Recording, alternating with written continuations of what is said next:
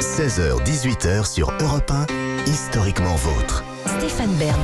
Chaque après-midi dans Historiquement Vôtre, il y a un quiz et force est de constater que c'est maintenant, alors impossible de reculer. Comme dirait Napoléon sur le pont d'Arcole, quand il faut y aller, il faut y aller. Il a vraiment dit ça, Napoléon ? Non, mais j'essaie moi aussi de me mettre à votre niveau, Jean-Luc. Hein. Oh là là Allez, là là. Allez, lançons la musique, on va oublier tout ça. Alors, comment vous vous sentez, mes amis ? Ah, nous, on est en pleine forme. On se dit, tiens, peut-être pour une fois, il y aura des questions en histoire. Clémentine, pareil ? J'ai révisé, moi je bosse à chaque fois, mais je suis toujours à côté de la plaque. Hein. Ayez confiance en vous. Je pense que la première aurait été même préférable pour Clémentine, mais Stéphane peut s'en sortir. Est-ce que vous êtes prêts ? Faut aller. Le 2 décembre 1980, Romain Gary met le canon d'un revolver Smith & Wesson dans sa bouche, calibre 38. Il tire. Voici ma question. Dans la lettre qu'il laisse à ses côtés, il écrit « Vous veillerez à nettoyer mon arme ». Vrai ou faux ? Non, parce que dans sa lettre, il dit plein d'autres choses. Il dit ça fait mal. Écoutez, quand même, Stéphane, il avait un rapport particulier aux armes. Sa mère lui a fait donner des leçons de tir au pistolet quand il était petit. Il est devenu officier. Un officier prend soin de son arme. Peut-être que... Et puis, il y a quelque chose derrière ça, une forme de panache qui est magnifique. S'il a écrit ça dans une lettre où il explique son geste, il y a quelque chose de très romanesque d'une certaine manière. C'est vraiment ça signe l'écrivain. C'est beau. C'est beau. Moi, C'est beau. Je vais dire oui alors. Parce que c'est beau. Parce que c'est vous aimez la beauté. Clémentine et que j'ai confiance en Clémentine. Vous avez confiance en C'est ma Clémentine. copine. Clémentine, c'est ma copine. Oui. Alors, Pourquoi sur l'air de Bécassine ? C'est quand même très désagréable. C'est vous qui choisissez. Vous avez décidé de faire confiance à votre cops. On va voir si vous avez raison. Vous avez perdu. Oh, zut alors. Votre copine vous veut du mal. J'ai fait trop confiance, vous voyez. Parce que naturellement, j'aurais dit non. Je me disais que ce jour-là, il y avait peut-être d'autres choses à écrire dans sa lettre. Il a écrit autre chose. Il a écrit aucun rapport avec Jean Seberg.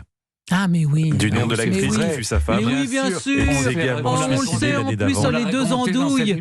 Mais Stéphane, bien sûr, on le savait, ça. La leçon, On a fait vous une émission devriez sur Jean Seberg. écouter Historiquement Vôtre, c'est une très bonne émission. Une question pour Clémentine. Marcus Garvey est né en Jamaïque en 1887.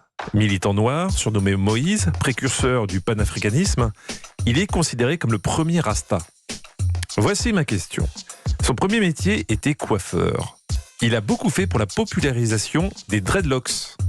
Vrai ou faux ? Marcus Garvey. Marcus Garvey avait-il des dreadlocks ? Il était considéré comme le premier Rasta. Le premier Rasta. Exactement. Le premier Rasta qui aurait été coiffeur et qui se serait fait des dreadlocks, vous y croyez, ça, Stéphane ? Vous qui êtes un spécialiste des dreadlocks. Non, pas du tout, mais c'est peut-être vrai. Je vous rappelle que sur la Non, première moi, question, votre ami vous a aidé. Vous pourriez aider votre ami. Non, mais moi, je ne veux pas l'enduire en d'erreur. Qui était coiffeur, c'est celui dont je vous ai parlé l'autre jour, le premier député noir. Mais Voilà, je trouve que là, ça va. Il y a on parle quelque d'un chose. Jamaïcain. Non, mais là, il y a quelque chose qui me gêne. Je vois pas le premier Rasta.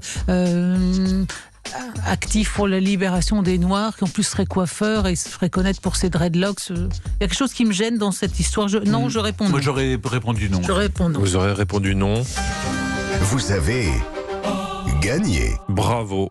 D'ailleurs, il ne portait pas de dreadlocks, même s'il est considéré comme le premier Rasta, je vous l'ai dit.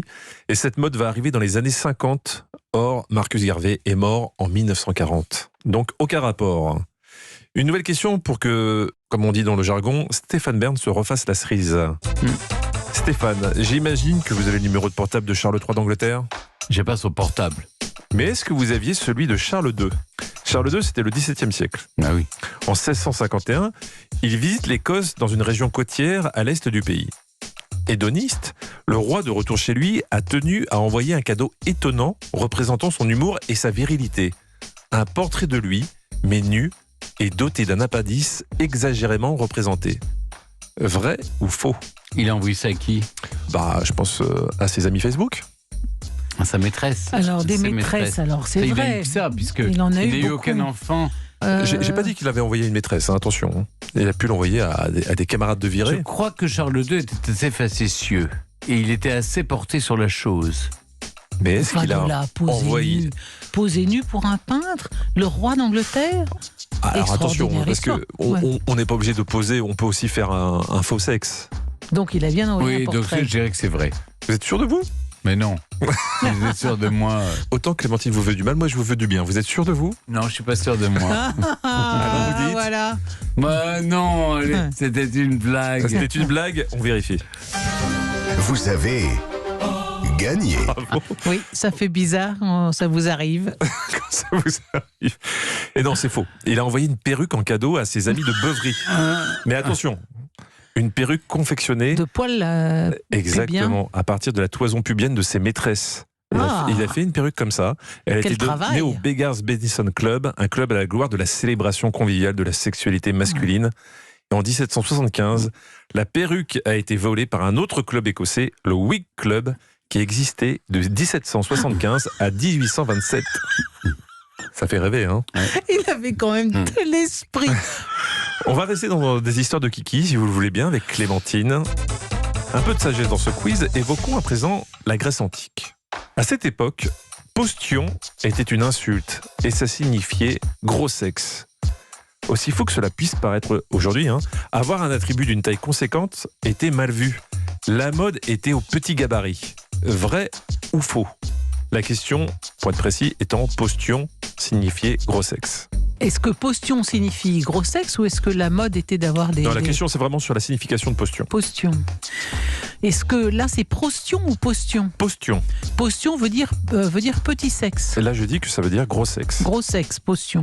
Postion, gros sexe, non. Vous êtes sûr de vous? Non, mais de toute façon, je suis mon intuition, tant pis si je perds. Je pense que... Non, postion, ça veut pas dire gros sexe. Ça ne veut pas dire gros sexe. On vérifie.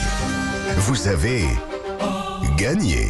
Bravo Clémentine. Alors, qu'est-ce que ça veut dire postion?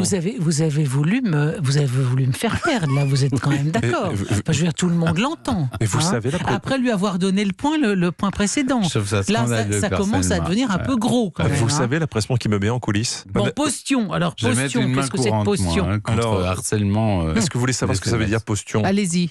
Eh bien, ça veut dire petit sexe. Ah voilà, Donc, c'est... Donc, postion voulait dire petit sexe, par contre, c'était effectivement un compliment. Car c'était plutôt mal vu d'être généreusement pourvu. On retrouve beaucoup le mot postion dans les pièces d'Aristophane. Voilà. Donc j'ai gagné si je comprends bien. Oui, bravo. Écoutez, Bravo. ça m'écorche un petit peu, mais vous avez gagné, Clémentine, bravo. Historiquement vôtre.